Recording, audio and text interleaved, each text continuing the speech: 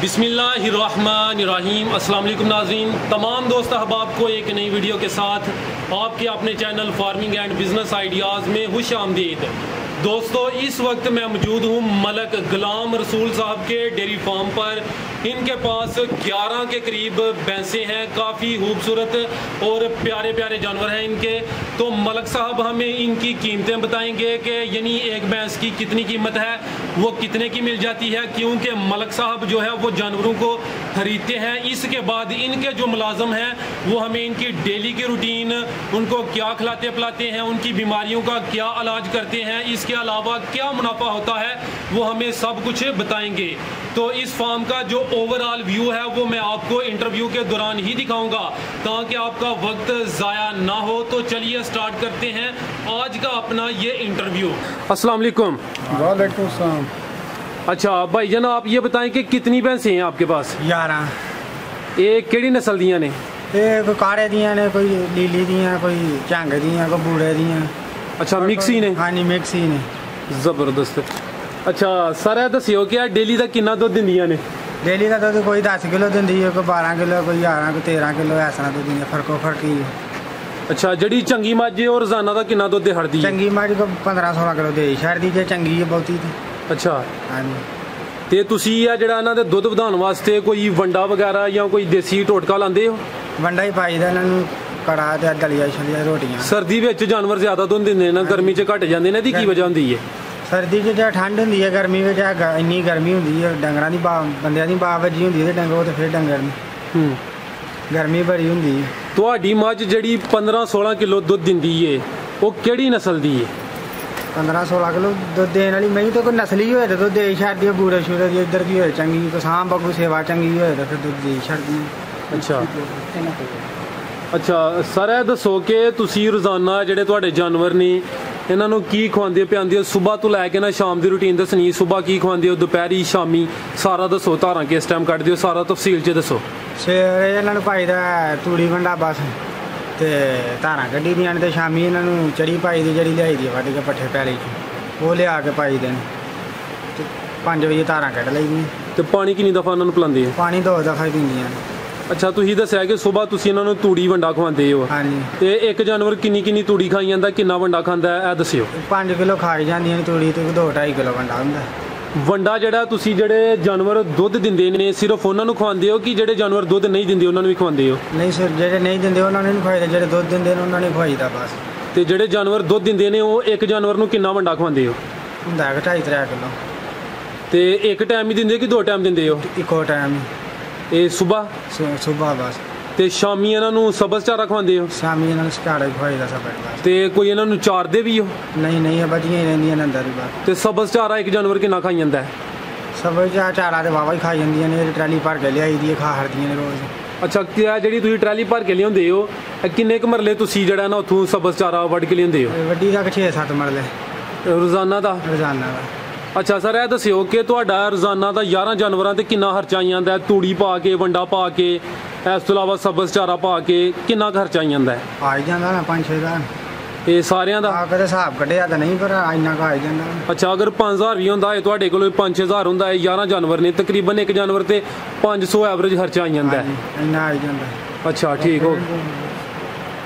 ਅੱਛਾ ਸਰ, ਇਹ ਦੱਸੋ ਕਿ ਇਹ ਜਿਹੜੇ ਤੁਹਾਡੇ 11 ਜਾਨਵਰ ਨੇ, ਮਲਕ ਸਾਹਿਬ ਦਾ ਤੇ ਡੇਰਾ ਹੈ, ਤੁਸੀਂ ਇਕੱਲਿਆਂ ਇਹਨਾਂ ਨੂੰ ਸੰਭਾਲਦੇ ਹੋ ਕਿ ਨਾਲ ਕੋਈ ਮਲਕ ਸਾਹਿਬ ਵੀ ਤੁਹਾਡੀ ਹੈਲਪ ਕਰਦੇ ਨੇ? ਨਹੀਂ, ਇਹ ਨਹੀਂ ਹੈਲਪ ਕਰਦੇ ਆ, ਮੈਂ ਅਸੀਂ ਨਵਾਰਦੇ, ਪਾਣੀ ਛਾਣੀ ਡਾਹਦੇ ਨੇ ਮਗਰ। ਬਸ ਤੁਸੀਂ ਇਕੱਲਿਆਂ ਵੈਸੇ ਸੰਭਾਲਦੇ ਹੋ ਸਾਰੇ? ਇਕੱਲਿਆਂ ਹੀ ਹੋਈ। ਪੱਠੇ ਵੀ ਤੁਸੀਂ ਵੱਢਦੇ ਹੋ ਔਰ ਸਾਰੀ ਸੇਵਾ ਤੁਸੀਂ ਕਰਦੇ ਹੋ? ਹਾਂਜੀ। ਇੱਕ ਬੰਦੇ ਵਾਸਤੇ 11 ਡੰਗਰ ਸੰਭਾਲਣਾ ਮੁਸ਼ਕਲ ਤੇ ਨਹੀਂ? ਨਹੀਂ, ਬੰਦਾ ਘੜਾ ਨਾਲ ਆਏ ਤਾਂ ਕੋਈ ਮੁਸ਼ਕਲ ਨਹੀਂ। ਆਹ ਕੀ ਬਾਤ ਹੈ, ਤੇ ਜ਼ਬਰਦਸਤ ਗੱਲ ਕੀਤੀ ਹੈ। ਕੁਝ ਮੁਲਾਜ਼ਮ ਹੁੰਦੇ ਨਾ, ਉਹ ਕਹਿੰਦੇ ਨੇ ਕਿ ਬਸ ਹਾਡਰਾਮੀ ਪਾਈ ਹੁੰਦੀ ਹੈ ਕਿ ਕੰਮ ਨਾ ਕਰਨਾ ਹੋ ਜਾਂਦੇ ਨਾ ਜਾਣ ਕੇ, ਜ਼ਬਰਦਸਤ ਕਰਨ ਤੇ ਨਾ ਕਰਨ। ਅੱਛਾ, ਇਹ ਦੱਸਿਓ ਕਿ ਅੱਜ ਕੱਲ ਇੱਕ ਮੁਲਾਜ਼ਮ ਦੀ ਤਨਖਾਹ ਕਿੰਨੀ ਚੱਲਦੀ ਹੈ ਪਈ? ਇੰਨੀ 14-15 ਹਜ਼ਾਰ ਰੁਪਏ ਚੱਲਦੀ ਹੈ ਆਮ ਜਿਹੜੀ ਚੱਲਦੀ ਪਈ। ਇਸ ਤੋਂ ਇਲਾਵਾ ਰੋਟੀ ਪਾਣੀ ਮਾਲਕਾਂ ਦਾ ਹੀ ਹੁੰਦਾ। ਅੱਛਾ ਸਰ, ਇਹ ਦੱਸੋ ਕਿ ਇਹਨਾਂ ਦੀ ਬਿਮਾਰੀਆਂ ਦਾ ਕੀ ਇਲਾਜ ਕਰਦੇ ਹੋ ਤੇ ਕਿਹੜੀ ਬਿਮਾਰੀ ਇਹਨਾਂ ਨੂੰ ਲੱਗਦੀ ਹੈ? ਬਿਮਾਰੀ ਇਹਨਾਂ ਨੂੰ ਇਹ ਹੀ ਬਹੁਤੀ ਲੱਗੀ ਰਹਿੰਦੀ, ਕਿਸੇ ਦਾ ਕੰਨ ਸੁੱਜ ਗਿਆ, ਕਿਸੇ ਦੀ ਲੱਤ ਸੁੱਜ ਗਈ ਹੈ, ਕਿਸੇ ਦਾ ਥਣ ਸੁੱਜ ਗਿਆ। ਟੀਕਾ ਸ਼ੀਕਾ ਲਿਆ ਕੇ ਲਾਹੜੀ ਦਾ 5 ਗ੍ਰਾਮ ਦਾ, ਜਾਂ ਬੁਖਾਰ ਹੋਈ ਇਹਨਾਂ ਨੂੰ 5 ਗ੍ਰਾਮ ਦਾ ਟੀਕਾ ਲਾਈਦਾ, ਸਹੀ ਹੋ ਜਾਂਦੀ ਹੈ। ਨਹੀਂ ਹੁਣ ਤੁਸੀਂ ਦੱਸਿਆ ਕਿ ਕਈਆਂ ਦਾ ਕੰਨ ਸੁੱਜ ਜਾਂਦਾ, ਕਈਆਂ ਦਾ ਥਣ ਸੁੱਜ ਜਾਂਦਾ ਹੈ, ਉਹਨਾਂ ਵਾਸਤੇ 5 ਗ੍ਰਾਮ ਦਾ ਟੀਕਾ ਜੀ ਕਿਉਂਕਿ ਦੇਸੀ ਇਲਾਜ ਵੀ ਕਰਦੇ ਨਹੀਂ 5 ਗ੍ਰਾਮ ਦਾ ਟੀਕਾ ਹੀ ਲਾਈਦਾ ਉਹਦੇ ਨਾਲ। ਨਹੀਂ ਅਗਰ ਕੰਨ ਸੁੱਜ ਗਿਆ ਤੇ ਫਿਰ ਵੀ 5 ਗ੍ਰਾਮ ਦਾ ਟੀਕਾ? ਉਹੀ ਲਾ ਰਹੀ। ਤੇ ਜਿਹੜੇ ਉਹਨਾਂ ਦੇ ਥਣ ਨੇ ਉਹਨਾਂ ਦਾ ਕੋਈ ਦੇਸੀ ਇਲਾਜ ਨਹੀਂ ਕਰਦੇ? ਨਹੀਂ ਟੀਕਾ ਹੀ ਲਾਈਦਾ 5 ਗ੍ਰਾਮ ਦਾ। 5 ਗ੍ਰਾਮ ਦਾ ਟੀਕਾ ਕਿਹੜੇ ਕੰਮ ਵਾਸਤੇ ਜਿਹੜਾ ਇਹਨਾਂ ਮੁਫੀਦ ਹੈ? ਇਹ ਚੰਗਾ ਹੁੰਦਾ ਬੁਖਾਰ ਵਾਸਤੇ ਵੀ, ਆਉਂਦੇ ਸੋਈ ਸੂਝ ਪਈ ਹੋਵੇ ਉਹਦੇ ਵਾਸਤੇ ਵੀ, ਮਈ ਲੰਗਾਉਂਦੀ ਹੋਵੇ ਉਹਦੇ ਵਾਸਤੇ ਵੀ ਚੰਗਾ, ਸੋਈ ਲੈ ਜਾਂਦੀ, ਦਰਦ ਸ਼ਰਦ ਮੁੱਕ ਜਾਂਦੀ ਇਹਦੇ ਨਾਲ। ਅੱਛਾ, ਇਹ ਚੰਗਾ ਹੁੰਦਾ ਟੀਕਾ। ਤੇ ਜੇ ਥਣ ਦਾ ਮਸਲਾ ਹੋਏ, ਧਾਰ ਸਹੀ ਨਾ ਹੁੰਦੀ ਹੋਏ ਜਾਂ ਥਣ ਆਪਰੇਸ਼ਨ ਕਰਾਉਣਾ ਪੈਂਦਾ, ਆਪਰੇਸ਼ਨ ਵੀ ਹੋ ਜਾਂਦਾ। ਦੇਸੀ ਇਲਾਜ ਕੋਈ ਨਹੀਂ? ਦੇਸੀ ਇਲਾਜ ਦਾ ਕੋਈ ਨਹੀਂ। ਤੇ ਬਾਜ਼ ਮੱਝਾਂ ਨੂੰ ਮਿੱਠੇ ਦਾ ਨੁਕਸ ਵੀ ਹੋ ਜਾਂਦਾ ਕਿ ਥਣ ਸੁੱਜ ਜਾਂਦੇ ਨੇ, ਉਹਦਾ ਕੀ ਇਲਾਜ ਹੈ? ਉਹ ਤੇ ਜ਼ਹਿਰ ਹੋ ਜਾਂਦਾ ਨਾ ਅੰਦਰ। ਜ਼ਹਿਰ ਦਾ ਇਲਾਜ ਦੱਸੋ। ਉਹ ਡਾਕਟਰ ਨੂੰ ਚੈੱਕ ਕਰਾਉਣਾ ਪੈਂਦਾ। ਅੱਛਾ, ਡਾਕਟਰ ਨੂੰ ਚੈੱਕ ਕਰਾ ਕੇ ਫਿਰ ਡਾਕਟਰ ਆਪਣੇ ਹਿਸਾਬ ਨਾਲ ਟੀਕਾ ਸ਼ੀਕਾ ਲਾਉਂਦਾ, ਦਵਾਈ ਸ਼ਵਾਈ ਦਿੰਦਾ, ਉਹ ਫਿਰ ਮੈਨੂੰ ਦੇਈਦੀ। ਅੱਛਾ, ਉਹ ਫਿਰ ਹੀ ਜਾ ਕੇ ਆਰਾਮ ਆਉਂਦਾ। ਅੱਛਾ ਭਾਈ ਜਾਨ, ਇਹ ਦੱਸੋ ਕਿ ਇਹ ਜਦੋਂ ਮੱਝ ਸੂਣ ਵਾਲੀ ਹੁੰਦੀ ਹੈ, ਸੂਣ ਤੋਂ ਪਹਿਲੇ ਕੋਈ ਚੀਜ਼ ਇਹਨਾਂ ਨੂੰ ਦਿੰਦੇ ਹੋ ਕੋਈ 1-2 ਮਹੀਨਾ ਪਹਿਲੇ? ਆਹੋ, ਤੇਲ ਗਰਮੀ ਮੌਸਮ ਦੇ ਹਿਸਾਬ ਨਾਲ, ਜੇ ਗਰਮੀ ਹੋਏ ਤਾਂ ਫਿਰ ਤੇਲ ਛਿਲਦੇ, ਜੇ ਠੰਡ ਹੋਏ ਤਾਂ ਘਿਓ ਤੇਲ ਹੀ। ਤੇ ਗਰਮੀ ਹੋਏ ਤੇ ਤੇਲ ਦਿੰਦੇ ਹੋ? ਕਿੰਨਾ ਤੇਲ ਦਿੰਦੇ ਹੋ ਤੇ ਕਿੰਨੇ ਦਿਨ ਦਿੰਦੇ ਹੋ ਤੇਲ? ਇਹ 8-10 ਦਿਨਾਂ ਬਾਅਦ ਇੱਕ ਨਾਲ ਦੇ ਦੀ ਅੱਧਾ ਕਿਲੋ। ਕਿੰਨੀ ਦਫਾ ਦਿੰਦੇ ਹੋ ਸੂਣ ਤੋਂ ਪਹਿਲੇ? ਸੂਣ ਨੂੰ ਹੁਣ ਵੇਖ ਲੈ ਜਾਂਦੇ, ਮਹੀਨੇ ਦੂਣ ਸੂਣਾ 2-3 ਵਾਰੀ ਦੇਖ ਲਈਦਾ। ਅੱਛਾ, ਤੇ ਘਿਓ ਉਹ ਪਰ ਮਹੀਨੇ ਡੇਢ ਦੀ ਗੱਲ ਹੁੰਦੀ ਨਾ। ਤੇ ਘਿਓ ਕਿੰਨਾ ਦਿੰਦੇ ਹੋ? ਘਿਓ ਵੀ ਇਹਨਾਂ 2-2.5 ਕਿਲੋ ਦੇ ਛੱਡਦੇ ਸੂਣ ਤੋਂ ਪਹਿਲਾਂ। ਸਹੀ ਹੋ ਗਿਆ। ਅੱਛਾ, ਆਇਆ ਤੇ ਹੋ ਗਿਆ ਨਾ ਸੂਣ ਤੋਂ ਪਹਿਲੇ। ਬਾਜ਼ ਹੁੰਦਾ ਹੈ ਕਿ ਮੱਝਾਂ ਜਦੋਂ ਸੂੰਦੀਆਂ ਨੇ ਆਟਾ ਨਹੀਂ ਸੁੱਟਦੀਆਂ ਜਾਂ ਦੁੱਧ ਘੱਟ ਦਿੰਦੀਆਂ ਨੇ, ਉਹਦਾ ਵੀ ਕੋਈ ਦੇਸੀ ਟੋਟਕਾ ਜਾਂ ਇਲਾਜ ਕਰਦੇ ਹੋ? ਉਹ ਵੀ ਦੇਈਦਾ। ਉਹ ਕੀ ਕਰਦੇ ਹੋ? ਗੰਡੇ ਛੰਡੇ ਹਰੀਆਂ ਮਿਰਚਾਂ ਛੜਤਾਂ ਦੇ ਦੀ, ਉਹਦੇ ਨਾਲ ਫਿਰ ਅੰਦਰੋਂ ਮਹੀਂ ਸਾਫ਼ ਹੋ ਜਾਂਦੀ, ਆਟਾ ਸੁੱਟ ਛੱਡਦੀ। ਗੁੜ ਵੀ ਦੇਈਦਾ। ਅੱਛਾ, ਦਹੀਂ ਤੇ ਦੇਸੀ ਗੰਡੇ ਤੇ ਗੁੜ ਕਿਹੜੇ ਹਿਸਾਬ ਨਾਲ ਦਿੰਦੇ ਹੋ ਦੱਸੋ ਨਾ ਥੋੜਾ? ਉਹ ਇਸ ਤਰ੍ਹਾਂ ਹੀ ਕੁੱਟ ਕੇ ਦੇਣੇ ਹੁੰਦੇ ਨੇ ਮੂੰਹ 'ਚ। ਕਿੰਨੇ ਦੇਣੇ ਹੁੰਦੇ ਨੇ? ਅੱਧਾ ਕਿਲੋ ਗੰਡੇ ਹੋਣ ਕੋ ਅੱਧ ਭਾਰੀਆਂ ਮਿਰਚਾਂ, ਅੱਧ ਪਾਦਰਕ। ਅੱਛਾ, ਅੱਧਾ ਕਿਲੋ ਗੁੜ ਹੋਏ, ਉਹ ਘੁੱਟ ਕੱਟ ਕੇ ਇਹਨਾਂ ਨੂੰ ਦੇ ਛੱਡਣਾ ਹੁੰਦਾ। ਉਹ ਫਿਰ ਜਾਨਵਰ ਬਿਹਤਰ ਹੋ ਜਾਂਦਾ? ਹਾਂ, ਸਾਫ਼ ਹੋ ਜਾਂਦਾ ਤੇ ਆਟਾ ਸੁੱਟ ਛੱਡਦੇ ਨੇ। ਅੱਛਾ ਭਾਈ ਜਾਨ, ਇਹ ਦੱਸੋ ਕਿ ਜਦੋਂ ਇੱਕ ਮੱਝ ਬੱਚਾ ਦਿੰਦੀ ਹੈ, ਠੀਕ ਹੈ ਨਾ, ਕੱਟੀ ਦਿੰਦੀ ਹੈ, ਉਹ ਕੱਟੀ ਕਿੰਨੇ ਸਾਲ ਬਾਅਦ ਸੂਣ ਵਾਸਤੇ ਤਿਆਰ ਹੋ ਜਾਂਦੀ ਹੈ? ਹੋ ਜਾਂਦੀ ਹੈ ਕਿ 3 ਸਾਲਾਂ ਬਾਅਦ। 3-3.5 ਸਾਲ ਸੇ ਤਾਂ ਤਿਆਰ ਹੋ ਜਾਂਦੀ ਹੈ। ਔਰ ਜਿਹੜੇ ਗਾਵਾਂ ਦੀਆਂ ਬੱਚੀਆਂ ਹੁੰਦੀਆਂ ਨੇ ਉਹ ਜਲਦੀ ਤਿਆਰ ਹੋ ਜਾਂਦੀਆਂ ਨੇ? ਛੇਤੀ ਹੋ ਜਾਂਦੀਆਂ ਨੇ। ਠੀਕ ਹੈ। ਅੱਛਾ ਭਾਈ ਜਾਨ, ਇਹ ਦੱਸੋ ਕਿ ਜਿਹੜਾ ਤੁਹਾਡਾ ਫਾਰਮ ਹੈ, ਇਹ ਜਿਹੜਾ ਤੁਸੀਂ ਟੋਟਲ ਏਰੀਆ ਕਵਰ ਕੀਤਾ ਹੈ, ਇਹ ਕਿੰਨੇ ਕਨਾਲ ਵਿੱਚ ਹੈ? 2 ਕਨਾਲ ਥਾਂ। ਤੇ ਇਹ ਜਿਹੜਾ ਤੁਹਾਡਾ ਸ਼ੈੱਡ ਹੈ ਜਿੱਥੇ ਤੁਹਾਡੇ ਇਸ ਟਾਈਮ ਜਾਨਵਰ ਮੌਜੂਦ ਨੇ, ਇਹਦਾ ਕਿੰਨਾ ਰਕਬਾ ਹੈ?